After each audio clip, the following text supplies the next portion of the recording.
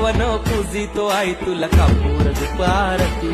साकार स्वप्न मनीच मागन मानताव तुझेच चरणाशी ये हाकेला धाव माझे आहे तूच सांभाळ कर माझे आहे सदा राहो कृपा तुझी आमावरी माय कुशीन पदरांचे मान तुझा यो सोनचा प्याचा न हिरवे सारी नखन नारलाचा वेणी हळदी कुंक वाचा न मान तुला नखुर धवण्याचा आई